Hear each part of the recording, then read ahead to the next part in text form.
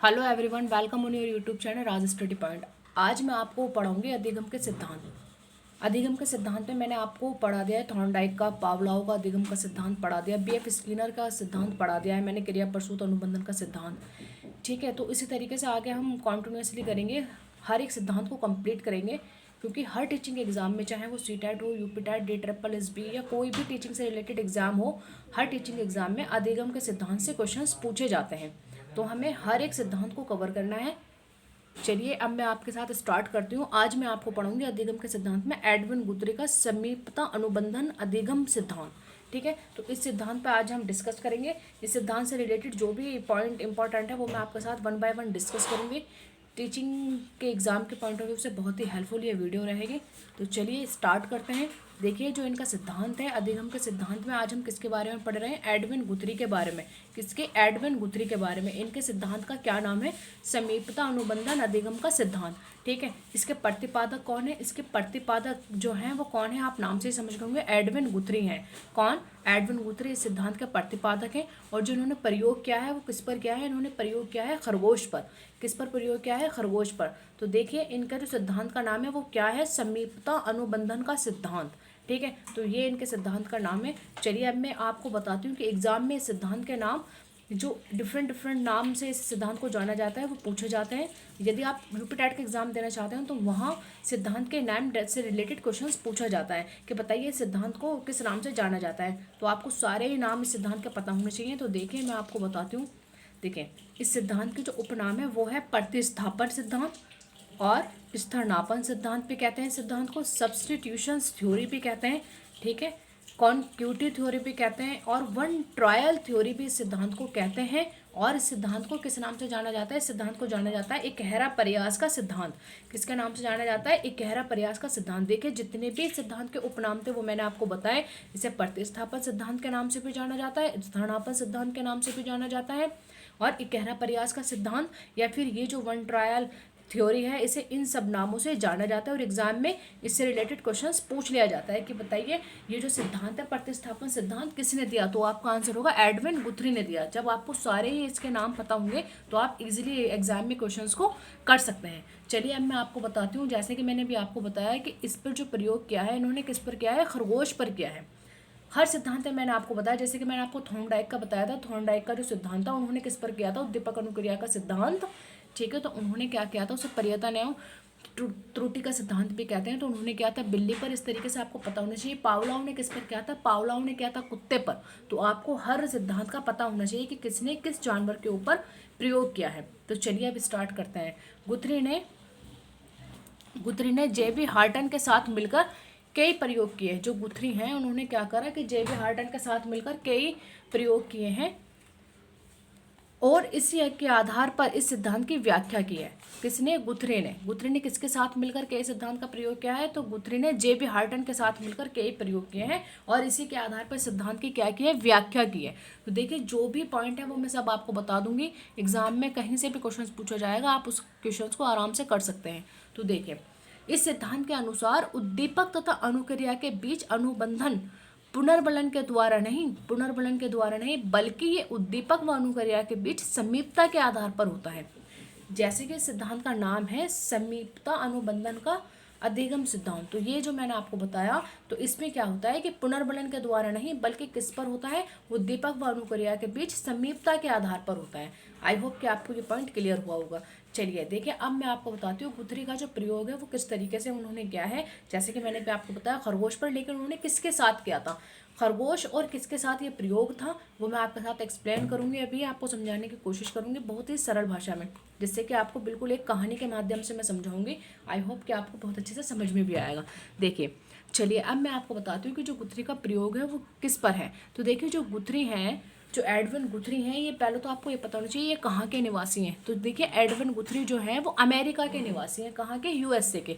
ठीक है, तो देखिए गुथरी का जो प्रयोग है, गुथरी ने अपने बेटे पर इस सिद्धांत का प्रयोग किया। किस पर किया था? अपने ही बेटे पर किया था। किसने? एडविन गुथरी ने। कहाँ के रहने वाले? ये यूएसए के रहने वाले हैं। इन्होंने अपने बेटे पे इस सिद्धांत का प्रयोग किया। इनके पुत्र का नाम क्या था? इनके पुत्र का नाम था पीटर। क्या नाम था इनके पुत्र का? नाम पीटर था। पीटर खरगोश से डरता था। देखिए जो इनका बेटा था वो बहुत छोटा था और वो खरगोश से उसको क्या था, एक डर था, वो खरगोश को देख के ही डरता था। जैसे कि मान लिया इनके 3 बेटे, बड़ा बेटा उससे छोटा, जो सबसे छोटा बेटा था उसका नाम था पीटर, और वो किससे डरता था, वो खरगोश से बहुत ज़्यादा डरता था। और एडविन गुथरी को ये बात बहुत अजीब लगती थी कि खरगोश से डरता क्यों है। ठीक है, तो वो इसी से उन्होंने इसी से रिलेटेड इस पर प्रयोग किया। पीटर खरगोश से डरता था, ये चाहते थे कि पीटर खरगोश से डरे नहीं। जो एडविन गुथरी थे वो क्या चाहते थे कि जो पीटर है उनका बेटा, वो खरगोश से बिल्कुल ना डरे, खरगोश से बिल्कुल भी नहीं डरे पीटर। तो इसीलिए इन्होंने सिद्धांत पर प्रयोग किया। और फिर कैसे कैसे इस मतलब पीटर और खरगोश का संबंध हो जाता है, किस तरीके से पीटर का डर निकल जाता है, तो ये सिद्धांत में समझाने की कोशिश की गई है। देखिए मैंने भी आपको क्या बताया कि जो गुथरी हैं इन्होंने प्रयोग किया है अपने ही बेटे पर। आपको उनके पुत्र का नाम पता होना चाहिए, एग्जाम में पूछा जाता है। उनके पुत्र का नाम था पीटर, जो एक बच्चा था, वो खरगोश से बहुत ज़्यादा डरता था। और जो हमारे एडविन गुथरी हैं वो क्या चाहते थे कि वो खरगोश से डरे नहीं, बल्कि उसके साथ खेले। जो एडविन गुथरी का बच्चा था पीटर, वो क्या चाहते थे कि वो खरगोश से डरे नहीं। एडविन गुथरी चाहते थे जो पीटर है वो खरगोश से बिल्कुल ना डरे, बल्कि उसके साथ खेले। फिर गुथरी खरगोश को पीटर के पास, अब देखिए कैसे उन्होंने उस बच्चे का डर खत्म करा। उन्होंने इस बच्चे का डर कैसे खत्म करा कि पीटर के पास खरगोश को रखना शुरू कर देते हैं। क्या करते हैं कि पीटर जहाँ बैठता है या फिर जहाँ पर वो लेटता है, जो भी काम करता है, तो वो क्या करते हैं, खरगोश को उसको पास लेकर आते हैं, खरगोश को उसके पास लेकर आते हैं। किसके पास, पीटर। पीटर कौन है, एडविन गुथरी का बेटा।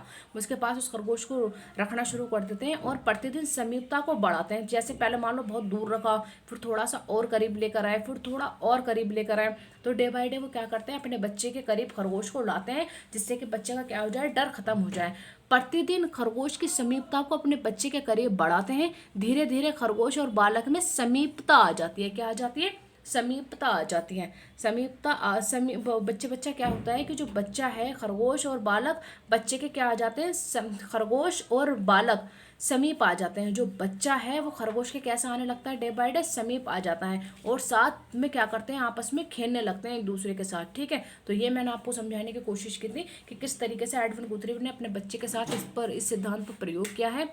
इस तरीके से उन्होंने प्रयोग किया है कि आहिस्ता आहिस्ता बच्चे का डर खत्म करने के लिए खरगोश को बच्चे के समीप, पहले तो बहुत दूर रखते हैं, फिर अगले दिन और ज़्यादा करीब रख देते हैं, फिर उससे अगले दिन और करीब लेकर आते हैं खरगोश को बच्चे के। तो एक दिन क्या होता है कि वो प्रतिदिन क्या करते जाते हैं, एडविन गुथरी समीपता को बढ़ाते रहते हैं, और धीरे धीरे खरगोश और बालक में क्या हो जाती है, खरगोश और बालक एक दूसरे के समीप आ जाते हैं और साथ खेलने लगते हैं। इसी को क्या कहा जाता है, समीपता अनुबंधन अधिगम सिद्धांत। ये किसने दिया था, एडविन गुथरी ने। एडविन गुथरी जो थे वो कहाँ के निवासी थे, एडविन गुथरी अमेरिका के निवासी थे। ये मैंने भी आपको पहले ही सिद्धांत का बताया, इसी में मैंने डिस्कस करते में आपको बताया कि एडविन गुथरी कहाँ के निवासी थे। एग्जाम में पूछा जाता है कि एडविन गुथरी अमेरिका के निवासी थे। ठीक है, थॉर्नडाइक और पावलोव के सिद्धांत से प्रभावित हैं कौन, जो एडविन गुथरी हैं वो थॉर्नडाइक और पावलोव के सिद्धांत से प्रभावित हुए, और बीएफ स्किनर की इन्होंने क्या किया, आलोचना की है। जो ये हमारे एडविन गुथरी हैं, इन्होंने बीएफ स्किनर के सिद्धांत की क्या की है, आलोचना की है। तो देखिए जितना था इस सिद्धांत में मैंने आपको बताया। मैंने भी आपको क्या बात बताई थी, मैंने ये बताया आपको कि थॉर्नडाइक और पावलोव के सिद्धांत से प्रभावित थे कौन, एडविन गुथरी। जो यूएसए के निवासी हैं ये इन दोनों के सिद्धांत से प्रभावित हुए थे, और बीएफ स्किनर के सिद्धांत की इन्होंने आलोचना की थी। देखिए पावलोव को आपको पता होगा शास्त्रीय अनुबंधन का सिद्धांत, कि कैसे एक चीज़ की दूसरी चीज़ से क्या हो जाता है, संबंध स्थापित हो जाता है। तो ये पावलोव ने बताया था, और ये एडविन गुथरी इनके सिद्धांत से प्रभावित हुए थे। इनका मैं अगर आपको दूसरी तरीके से समझाने की कोशिश करूँ कि कैसे इन्होंने इस सिद्धांत पे जो प्रयोग किया है पीटर के साथ में, इनका एक बेटा था पीटर, उसको खरगोश के साथ कैसे, कि देखिए एक तरीके से मैं आपको और बताती हूँ कि ये पावलोव के सिद्धांत से जो प्रभावित हुए हैं, अनुबंधन के सिद्धांत से, शास्त्रीय अनुबंधन का जो सिद्धांत है ये उसके इन सिद्धांत से प्रभावित हुए हैं। तो देखिए इनका कहना है कि जब उद्दीपक या उत्तेजित, तो देखिए इनका क्या कहना है, मैंने अभी आपको बताया। इनका कहना है कि जब उद्दीपक या उत्तेजक प्रतिक्रिया, जब ये दोनों एक साथ गठित होंगे तो उसमें एक संबंध स्थापित हो जाएगा। क्या स्थापित हो जाएगा, संबंध स्थापित हो जाएगा। भविष्य में जब भी उद्दीपक सामने आएगा तो वही प्रतिक्रिया दोहराई जाएगी जो उनमें उस संबंध के दौरान थी। ठीक है, तो देखिए इन्होंने कैसे बताया कि जो ये खरगोश था, जैसे ये खरगोश है, ये मैंने एक डायग्राम बनाया हुआ है कि खरगोश को बनाकर इस तरीके से दिखाने की कोशिश की है। तो देखिए किस तरीके से इनमें एक संबंध स्थापित हुआ, कैसे ये मतलब एक वो होता है, डर सा बच्चे को था। तो देखिए मैं बताती हूँ, जैसे खरगोश आपके सामने आया और सपोज उसने आपको काटा, तो आपको आपको तो फिर जब भी भविष्य में खरगोश सामने आएगा, आपको क्या लगेगा, जब भी भविष्य में खरगोश आपके सामने आएगा तो हमें लगेगा कि ये हमें काटेगा और हम वहाँ से क्या करेंगे, भाग जाएंगे। ये खरगोश के और हमारे बीच क्या हुआ, खरगोश के और हमारे बीच संबंध स्थापित हुआ। ठीक है, मैंने आपको ये समझाने की कोशिश की है कि सपोज आपको ऐसा लगे खरगोश हमारे सामने आया और उसने आते ही हमको क्या करा, सपोज जैसे कि खरगोश हमारे सामने आया और उसने हमको काट लिया, तो जब भी भविष्य में खरगोश हमारे सामने आएगा तो हमें क्या लगेगा कि वो हमें काट लेगा। ये उसके और हमारे बीच में क्या हुआ, एक संबंध स्थापित हो गया। तो मैंने भी आपको क्या बताने की कोशिश की थी कि जो ये एडविन गुथरी हैं, ये एक तो थॉर्नडाइक के सिद्धांत से और पावलोव को शास्त्रीय अनुबंधन के सिद्धांत से क्या थे, प्रभावित हुए थे। आई होप कि आपको देखिए हर तरीके से मैंने समझाने की कोशिश की, आपको समझ में आया होगा। अगर आपको ये लेक्चर आपको ये जो सिद्धांत मैंने पढ़ा है आपको समझ में आया है तो आप इसको लाइक करें, अपने दोस्तों के साथ शेयर करें। और अगर आप इस चैनल पर नए हैं, आपने अभी तक इस चैनल को सब्सक्राइब नहीं किया है तो आप इसे सब्सक्राइब ज़रूर करें, जिससे कि मैं जो भी वीडियो अपलोड करूँगी उसका नोटिफिकेशन आपके पास तुरंत पहुँच जाएगा।